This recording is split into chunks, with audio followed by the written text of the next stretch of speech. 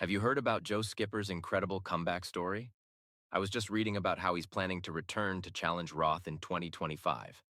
Oh, yeah. Isn't he the British triathlete who's been one of the most consistent performers in long distance racing? What happened with him exactly? It's actually quite inspiring. He went through this really tough period where he was questioning everything.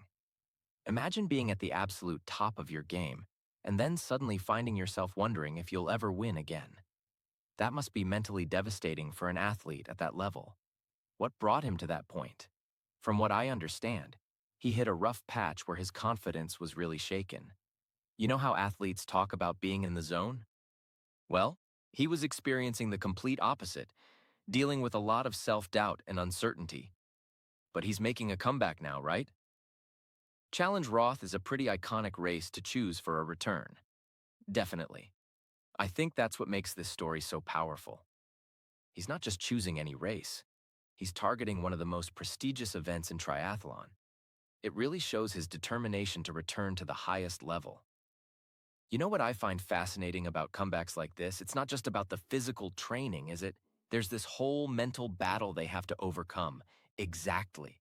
And that's what's so compelling about Skipper's story. He's being really open about the mental challenges he faced. It's refreshing to see a top athlete acknowledge that vulnerability.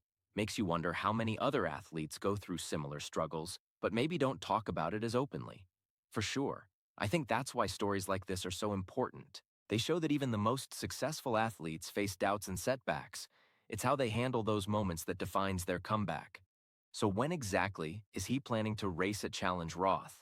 He's aiming for 2025. Gives him plenty of time to prepare both physically and mentally.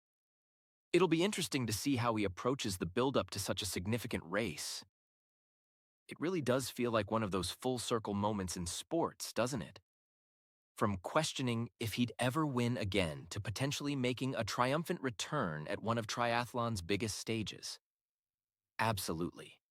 If there's one thing to take away from Skipper's story, it's that even when you're at your lowest point, there's always a path back, if you're willing to face those doubts head on and keep pushing forward.